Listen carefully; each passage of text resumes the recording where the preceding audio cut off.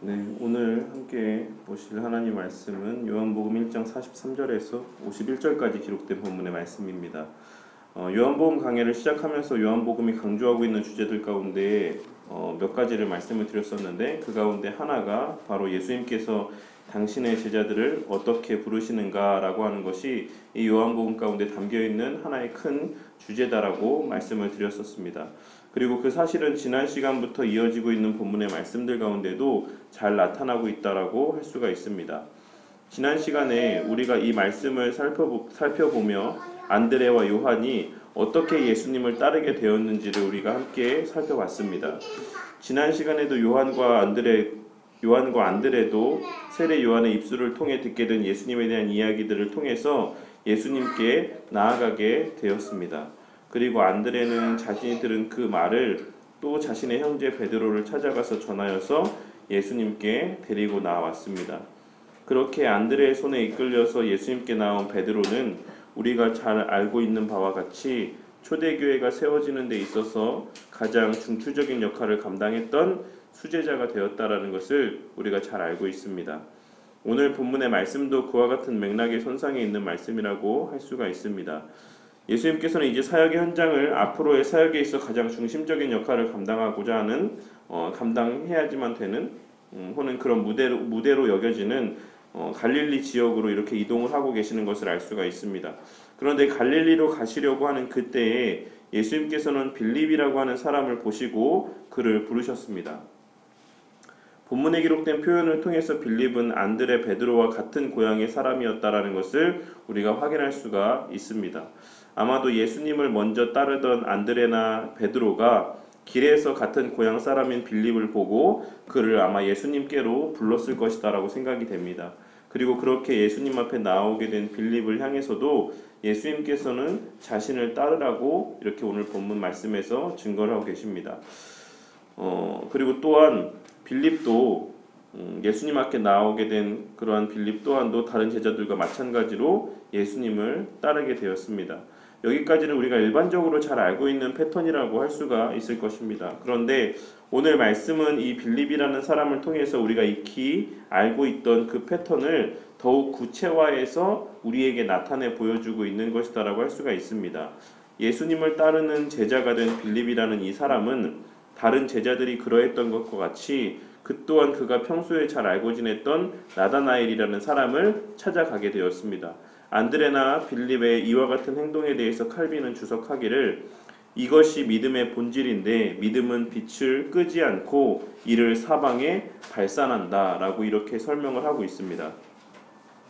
이러한 모습들을 통해서 우리가 확인할 수 있는 신앙의 기본적인 진리 중에 하나가 바로 믿는 자는 전도, 곧 복음을 전한다라는 것입니다. 주님을 진짜로 만나고 그의 제자가 된 이들은 예수님에 대해서 증거를 할 수밖에 없다라는 사실입니다. 복음을 전하고 그것을 최고의 가치와 목적으로 두고 살아갈 수밖에 없습니다. 말씀의 씨앗, 복음의 씨앗이 우리 안에 심겨지게 되면 그 씨앗은 반드시 자라고 열매를 맺게 되어 있습니다. 그리고 우리의 그러한 복음 전파의 삶을 통해 맺게 된 전도의 열매들을 통해서 우리는 우리 신앙을 또한 확인할 수가 있는 것입니다.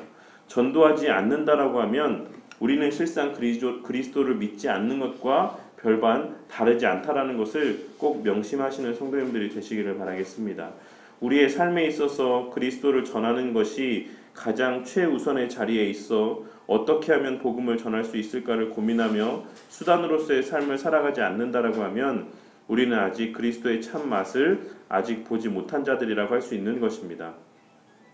또한 나를 통해서 복음을 듣게 된 사람들이 있고 또 전도된 사람들이 있다라고 하면 우리는 그의 신앙의 모습을 보면서 또한 우리 자신의 신앙을 비춰 바라볼 수 있는 그러한 은혜를 누릴 수 있을 것이다라고 생각이 됩니다.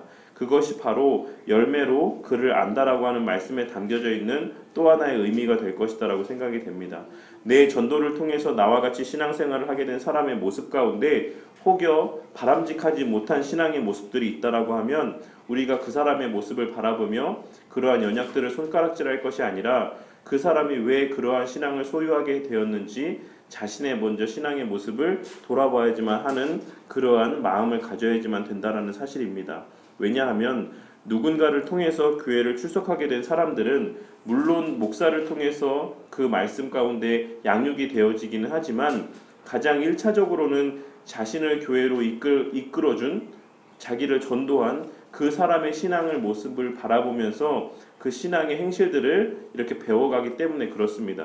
그리하여서 우리가 전도한 사람들의 모습이 곧 우리 자신의 신앙의 모습 가운데 담겨져 있는 그러한 내용들을 증거해주는 하나의 표징이 된다는 것을 또한 우리는 명심하고 살아가야지만 될 것입니다.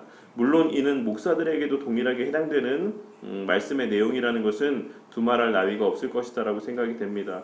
목사가 성도들을 바라보면서 그 신앙이 자라지 않음에 대해서 나무라고 채찍질하는 것도 물론 필요한 일이지만 그러한 모습 이면에 왜 그렇게 그들의 신앙이 자라나지 않는가에 대해서 목사 자신의 신앙의 모습도 늘 돌아보고 말씀을 점검해야지만 된다는 사실입니다. 그렇게 우리는 복음을 전한 것 못지않게 전하는 복음의 내용에도 주의를 해야지만 되고 더 나아가서 복음을 전한 이후의 삶에 있어서도 늘 주의하며 형제를 실족치 않게 형제가 그 믿음이 성장할 수 있도록 늘 주의하며 자신의 신앙을 돌아보며 점검하며 그렇게 신앙생활을 해야지만 된다는 사실입니다. 그리고 또한 안드레나 빌립의 전도의 예를 통해서 우리가 확인할 수 있는 또 하나의 전도에 있어서의 성경적인 가르침이라는 것은 전도의 대상자가 늘 자신과 가장 가까운 자가 되어야지만 된다라는 사실입니다. 우리가 일반적으로 살아가면서 좋은 것을 보고 좋은 것을 먹게 되었을 때 그 마음 가운데 가장 먼저 떠오르는 것은 그 사람이 가장 아끼고 사랑하는 사람일 것이다라고 생각이 됩니다. 우리가 그리스도를 알고 그 안에 거하게 되었을 때에 그리고 그리스도 안에서의 기쁨과 유익을 알고 누리며 살아가고 있을 때에 그것을 전해주고 싶은 가장 첫 번째 머리 가운데 떠오르는 사람은 바로 우리에게 가장 가깝고 우리가 사랑하는 사람이 되어야지만 된다는 사실입니다. 그런데 우리가 가장 가까운 사람에게 복음을 증거하는 것, 복음을 전하는 것, 그에게 그리스도를 전하는 것에는 소홀하면서 다른 사람들에게 복음을 전한다라고 하는 것은 실상은 자기가 그 복음에 있어서 참 맛, 진리의 맛, 그리고 기쁨의 맛을 온전히 누리고 있지 못하다라고 하는 하나의 반증이 될 수 있다라는 것입니다.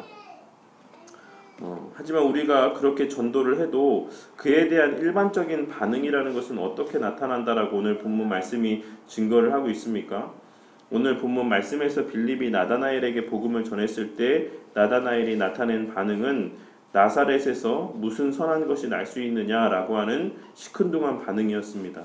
우리가 전도를 할 때 경험하게 되는 반응과 매우 유사하다라고 할 수 있을 것입니다.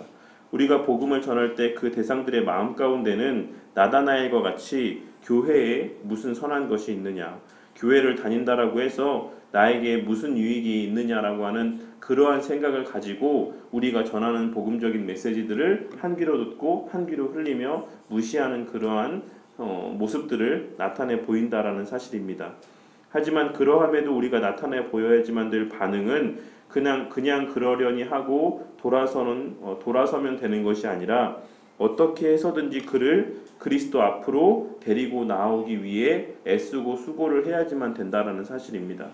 오늘 말씀에서 빌립이라는 사람은 나다나엘을 향해서 말하기를 와서 보라라고 이야기를 했습니다. 정말로 그 말이 그렇지 않은지 그런지 너가 와서 너의 눈으로 보고 너의 귀로 한번 듣고 네가 스스로 판단을 해봐라 라고 그 사람을 그리스도 앞에까지 인도하기 위해서 이러한 열심들을 나타내 보였다라는 사실입니다. 이러한 빌립의 이러한 말과 이런 행동 가운데 담겨져 있는 이면에 담겨져 있는 빌립의 마음이라는 것은 그 가운데 예수님에 대한 확신이 있었다라는 것을 또한 나타내 보여주고 있습니다. 내가 반드시 말씀 앞으로, 내가 반드시 그리스도 앞으로 이 사람을 데리고 나오기만 하면 정말로 진리이신 참이고 하나님이신 그러한 예수님께서 이 사람에게 그 복음의 진리를 깨닫게 하는 은혜들을 베풀어 줄 것이다라고 하는 확신이 있었기 때문에 그를 말씀 앞으로 데려오기 위해서 이러한 말을 하고 열심을 나타내 보이는 행위들을 증거할 수 있었다라는 사실입니다. 그리고 그렇게 예수님 앞에 나온 나다나엘을 향해서 예수님께서는 그 마음의 본 바탕이 선하다라는 것을 칭찬을 하셨습니다.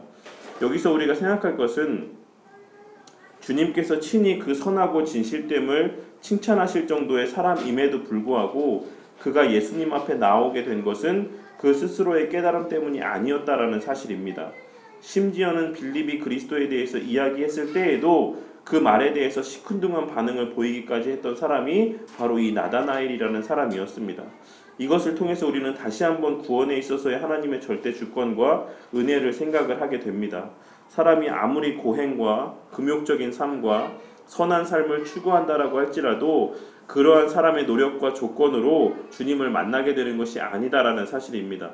복음이라는 것, 그리스도를 만나고 그리스도께 나오고 그리스도 안에 거하게 된다라는 것은 오직 먼저 복음의 메시지를 듣고 주님을 영접한 자의 입술을 통해 선포되어지는 미련한 전도의 수단을 통해서만, 복음의 메시지를 통해서만 그 사람이 들을 귀가 있는 사람들이 듣게 되어지고 그렇게 교회로 인도되어져 오게 되는 것이고 그리스도를 만나게 되는 것이다라는 것을 우리가 꼭 이러한 말씀의 내용들을 통해서 깨닫고 마음에 새겨야지만 될 것입니다. 그리고 예수님의 그러한 말씀에 대해서 나다나엘은 자신을 어떻게 안다고 그런 말을 하는 것이냐라고 이렇게 질문을 합니다. 한마디로 예수님께서 이러한 이야기들을 했을 때, 자신에 대해서 이러한 평가들을 했을 때에 나다나엘의 마음 가운데는 아니 당신이 나를 언제 봤다고 나에 대해서 그렇게 너는 이런 사람이다, 너는 네 마음 가운데 이러한 것이 없다 혹은 이러하다 라고 하는 말을 하는 것입니까? 라고 이렇게 질문을 하고 있는 것입니다. 그러자 예수님께서는 내가 무화과나무 아래에 있을 때에 보았다라고 이렇게 대답을 하셨습니다. 그리고 예수님의 그 대답에 대해서 나다나엘은 그동안 갖고 있었던 모든 의심을 거두고 예수님을 향한 그의 신앙을 고백을 하게 됩니다. 나다나엘이 예수님의 무화과나무 아래에 있을 때 보았다라고 하는 이 말씀 앞에 엎드려진 것은 예수님께서 자신의 기도하는 모습을 보았다라는 그 말씀인 줄을 나다나엘이라는 사람이 깨달았기 때문에 그렇습니다. 아마 나다나엘이라는 사람은 앞서 예수님께서 말씀하셨듯이 그 마음 가운데 사악함, 어떤 간사함이 없는 사람이었기 때문에 바리새인들과 같이 기도할 때에 손을 들고 모퉁이 어귀에 서서 사람들이 보라고 그렇게 기도를 하고 사람들이 들으라고 그렇게 기도를 하는 사람은 아니었을 것이다라고 생각이 됩니다. 그가 무화과나무 아래에서 앉아서 기도했다라는 것은 일반적인 경건한 유대인들이 늘 그렇게 기도할 때마다 찾는 장소를 의미하는 것이고, 아마 나다나엘이라는 사람도 그곳에서 기도할 때에 속으로 자신이 주님 앞에 구하는 말들을 읊조리며 정말로 메시아의 이 땅에 임재하심을 위해서, 이스라엘의 회복을 위해서 하나님 앞에 기도했을 것이다라고 생각이 됩니다. 그런데 그와 같이 자신이 소리를 내지도 않고 밖에 들리지도 않게 그 마음 가운데 하나님을 향해서 구했던 그러한 기도의 제목들 가운데 이 지금 예수님께서 너의 마음이 그때 내가 기도하는 것을 보고 간사함이 없는 줄을 알았다라고, 너가 참 이스라엘 백성인 줄을 내가 알았다라고 이렇게 말씀을 하고 있는 것이에요. 그러니까 나다나엘은 그 기도를 자기가 했던 그 기도의 대상이 바로 이 예수님이라는 사실을 이 말씀을 통해서 깨닫게 되었다라는 사실입니다. 그러니까 자기가 하나님 앞에 기도를 했는데 그 기도의 대상이 바로 지금 내 앞에 계시는 이 예수님이라는 사실을 나다나엘이 이 말씀을 통해서 깨닫게 되었다라는 것입니다. 그리고 나다나엘의 그러한 반응을 보신 예수님께서는 그를 향해서 그보다 더 큰 일을 볼 것이다라고 말씀을 하시면서 야곱이 보았던 사다리의 환상에 대한 말씀을 통해서 자신이 그 야곱이 보았던 사다리의 실체라는 것을 말씀을 해주셨습니다. 이제 하늘과 땅을 이어주는 그 사다리의 역할, 중보자의 역할들을 감당하는 그 실체가 바로 나다. 그래서 나를 통해서 깨어졌던 하나님과 인간 사이의 관계가 회복되게 될 것이다. 이제 나를 통해서 하나님과 너희들이 교제를 할 수 있는 그 길이 열리게 될 것이다 라고 하는 이스라엘의 회복에 대한 소망의 메시지를 지금 나다나엘에게 예수님께서 들려주고 있는 것입니다. 이러한 내용들을 통해서 오늘 말씀은 우리에게 전도의 원리에 대해서 너무나도 실제적인 교훈의 메시지를 증거를 해주고 있는 것이다라고 할 수가 있습니다. 오늘 본문 말씀의 구조를 다시 한번 45절부터 쭉 이렇게 한번 보시면 45절 말씀에서 빌립이 나다나엘에게 예수님을 증거하고 있는 것을 알 수가 있습니다. 근데 그와 대칭이 되는 50절과 51절 말씀에 보시면 예수님께서 나다나엘에게 자신을 증거하고 있는 것을 알 수가 있어요. 46절에 보시면 예수에 대한 나다나엘의 부정적인 반응이 나타나 있고 그와 대칭을 이루고 있는 49절 말씀에 보시면 예수님에 대한 나다나엘의 긍정적인 반응이 기록이 되어 있습니다. 그리고 그 가운데 핵심적인 메시지의 자리인 47절과 48절에 예수님과 나다나엘 간의 만남과 대화의 내용이 기록이 되어 있는 것입니다.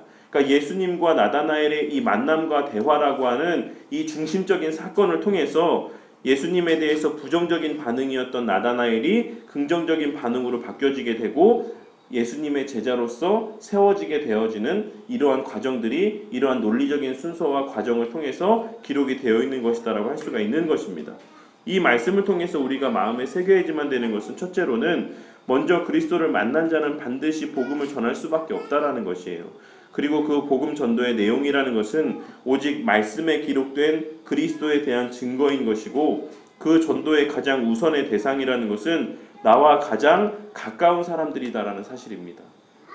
우리가 앞서도 말씀드렸지만 피상적으로 길에 가는 사람들에게 복음을 전하는 것에 있어서는 비교적 어렵지 않게 마음을 갖는 것이 사실이지만 가장 가까운 믿지 않는 자들에게 복음을 증거하는 것에 있어서는 어려움을 갖는 것이 사실입니다.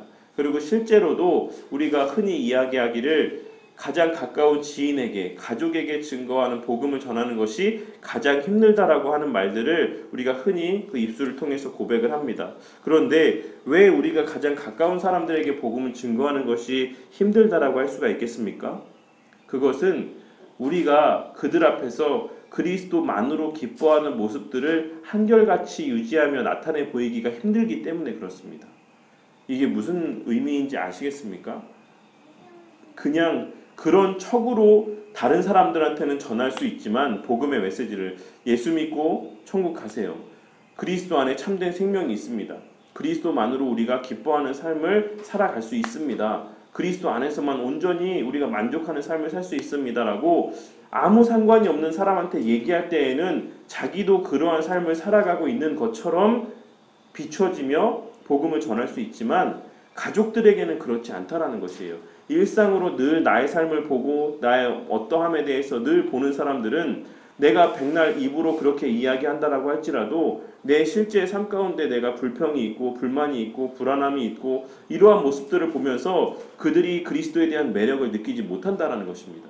나와 같이 예수를 믿지 않던 너와 같이 예수를 믿던 우리는 똑같이 염려하고 걱정하면서 똑같이 그렇게 세상에서 별반 다를 바가 없는 삶을 살아가는데 내가 굳이 뭐하러 교회까지 가야지만 되겠느냐라고 하는 이런 생각을 갖는다라는 것입니다. 그러한 맥락에서 우리가 정말로 그리스도를 만나고 정말로 그리스도에 사로잡히고 정말로 온전히 그리스도 안에 거하는 사람이 아니다라고 하면 가장 가까운 이에게 나아가서 복음을 전하는 것이 그와 같이 힘든 일이다라는 것을 우리가 이 말씀을 통해서 마음에 새겨야지만 된다는 것이에요. 오늘 말씀에서 빌립이라는 사람이, 오늘 말씀에서 지난 말씀에서 안드레라는 사람이 가장 가까운 자기의 형제에게, 가장 지인에게 나아가서 자신 있게 그로 하여금 그리스도에게 나와 보라고 이렇게 말할 수 있었다라는 것은 그가 이미 먼저 그 맛을 알았기 때문에 그렇습니다. 그리고 자기의 전 삶이 그리스도의 메인 삶을 살아가고자 하는, 살아갈 수 있는 그러한 결단들이 그 가운데 있었기 때문에 그래요. 그래서 자신 있게 나아가서 그리스도께 나오라고 이야기를 할 수 있었다라는 사실입니다. 오늘 말씀에서 주고 있는 우리가 흔히 간과할 수 있는 이 메시지의 의미, 정말로 복음을 확실하게 전할 수 있는 사람이라는 것은 정말로 그 맛을 아는 사람만이 능력 있는 전도의 그런 역할들을 감당할 수 있다라는 것을 우리가 명심을 해야지만 됩니다. 그리고 그러한 사람들이 결국에는 전도를 또한 할 수밖에 없다라는 것이에요. 그 맛을 알기 때문에 자기 혼자만 그것을 갖고 있을 수가 없다라는 것입니다. 둘째로는 그러할 때 일반적으로 대부분의 사람들은 부정적인 반응을 나타내 보이기 마련이라는 사실입니다. 그러함에도 우리가 해야 될 일은 나는 전했으니까 끝이다, 나머지는 뭐 알아서 해주시겠지 라고 뒤돌아서 가는 것이 아니라 그 사람의 어떤 말씀 앞에 나오는 그 길에까지 우리가 끝까지 그 사람을 인도하기 위해서 애쓰고 수고하고 열심을 나타내 보여야지만 된다라는 사실입니다. 그리고 셋째로는 그렇게 말씀 앞에 나온 자들은 주님께서 친히 그 말씀을 통해서 그들을 만나 주신다라는 것입니다. 그가 가장 최고의 가치를 두는 것을 통해서 그로 하여금 하나님의 하나님 되심을 깨닫게 하여 주신다라는 것이에요. 때로는 어떤 사람은 물질적인 것에 큰 가치를 두기 때문에 물질적인 부분으로 주님께서 처음에 첫 만남의 순간 가운데 그로 하여금 주님을 만나게 해주시는 도구로서 물질을 사용하실 수도 있습니다. 어떤 사람들은 건강적인 부분에 있어서 매우 염려가 있고 어떤 큰 간절함이 있기 때문에 건강적인 부분을 통해서 그 사람을 만나게 하실 수도 있습니다. 여러 가지 그 사람이 그 연약한 때에 가장 큰 가치를 두고 있는 것, 마치 나다나엘이라고 하는 이 사람이 자신의 경건함을 통해서 이스라엘의 회복을 위해서 무화과 나무 아래서 그렇게 주님 앞에 은밀하게 그렇게 기도했던 그 모습이 예수님으로 하여금 예수님의 예수님 되심을 증거하는 하나의 수단이 되었던 것처럼 많은 사람들의 그 연약함의 어떤 그러한 모습들을 주님께서 찾아가서 만져주심으로 그를 통해서 주를 만나게 되는 그러한 계기로 삼아 주실 수도 있다라는 사실입니다. 그렇게 예수님의 하나님 되심을 알게 된 자들이라는 사람은 결국에는 하나님을 향한 참된 신앙을 고백을 하게 됩니다. 그리고 그렇게 하나님을 향한 참된 신앙을 고백한 자들을 향해서 하나님께서는 이제 새로운 자신의 본질과 목적 그리고 세계관을 그에게 허락해 주신다라는 사실입니다. 그리고 그렇게 주님을 만나고 알게 되고 믿게 된 사람들은 또 안드레나 빌립과 같이 나가서 다른 이들에게 또 전도를 하고 복음을 전하며 주님의 앞으로 이끌어오는 그 일 가운데 또 사용이 되어지는 것입니다. 그렇게 주님께서는 당신의 제자들을 불러가시는 것이고 그렇게 부름받은 하나님의 사람들이 모여서 교회라고 하는 공동체를 이루게 되는 것이고 그러한 사람들의 헌신과 수고를 통해서 교회는 단단해져 가고 세워져 가는 것입니다. 오늘 말씀이 이러한 교회의 세워짐과 교회의 성장함의 어떤 원리에 대해서 또한 가르쳐주고 있는 증거해주고 있는 그러한 본문의 말씀이 될 수도 있을 것이다 라고 생각이 됩니다. 그렇다라고 하면 우리의 삶의 목적은 어디에 있는지를 또한 우리는 늘 스스로를 돌아보면서 살아갈 필요가 있다라는 것입니다. 예수님을 만나고 믿고 난 이후에 그 삶의 방향과 가치가 과연 변하여졌는지 우리의 삶의 모습이 정말로 변하여졌는지 그리스도로 말미암아 늘 평안함이 있고 그리스도로 말미암아 확신이 있는 그러한 삶을 살아가고 있는지 누가 보아도 저 사람은 예수를 믿기 때문에 그 믿는 구석이 있기 때문에 누가 봐도 늘 그 마음 가운데 여유가 있고 그 마음 가운데 늘 평안함이 있다라고 하는 정말로 믿는 구석이 있는 그러한 모습이 사람들 앞에 비춰지는지에 대해서 우리가 스스로를 돌아봐야지만 된다라는 것입니다. 그리고 우리가 생각하고 행동하는 모든 것들이 정말로 오직 하나님의 영광을 위한 생각과 영광을 위한 모든 행위가 되고 있는지 또한도 우리가 스스로를 돌아봐야지만 된다라는 것입니다. 그렇게 할 때에 정말 우리의 모든 삶의 과정들 가운데서 벌어지는 일들을 통해 하나님께서 당신의 백성들을 어떻게 구원해 가시고 어떻게 회복해 나아가시고 어떻게 하나님께서 불러 모으시는지를 우리가 영적인 안목을 통해서 분별할 수 있는 그런 지혜가 허락되어질 것이다 라고 생각이 됩니다. 왜냐하면 주님께서 모든 일들을 그 하나의 목적을 위해서 간섭하시고 역사에 나아가시기 때문에 그렇습니다. 우리는 오늘 하루도 과연 무엇 때문에 열심을 내며 하루를 살았는지 매일같이 하루의 삶을 마무리하기 전에 스스로의 삶을 돌아보는 그러한 시간들을 갖는 성도님들이 되시기를 바라겠습니다. 그리고 무엇을 하든지 주의 복음을 전하기 위해서 일하고 땀 흘리고 수고하시는 우리 성도님들이 되시기를 바라겠습니다.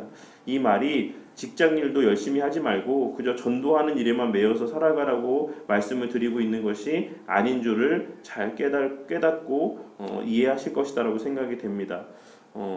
우리가 직장에서 열심히 일을 해야지만 되는 이유도 전도를 하기 위함인 것이고 우리가 말을 조심하고 행동을 조심해야 되는 것도 복음을 전하기 위함 때문인 것이고 우리가 회사에서 부지런하고 남보다 좀 더 손해를 보고 남을 섬기는 마음으로 겸손하게 행동해야 되는 것 또한도 우리가 주의 복음을 증거하기 위한 수단으로서의 그러한 직장에서의 우리의 모습이 나타나야지만 된다라는 것을 말씀을 드리고 있는 것입니다. 우리가 자리하고 있는 그 모든 곳, 우리가 하고 있는 그 모든 일들이 결국에는 주의 복음을 증거하는 그 일을 위해서 쓰임받는 수단이 되어야지만 된다라는 것을 꼭 명심하시는 성도님들이 되시기를 바라겠습니다. 오늘의 말씀을 통해서 전도의 의미에 대해서 다시 한번 생각을 하게 되심으로써 그 삶을 통해 안드레와 빌립에게 나타났던 그 뜨거운 복음 전도의 열정이 오늘날 우리에게도 동일하게 세상 가운데 증거되어지고 그 증거되어짐의 결과 하나님의 택한 수많은 무리들이 주의 몸된 교회들로 발걸음하게 되고 더 큰 하나님의 일을 목도하게 되는 그러한 선한 역사가 이 시대에도 동일하게 나타나기를 우리 가운데 임하게 되기를 주님의 이름으로 간절히 축원합니다.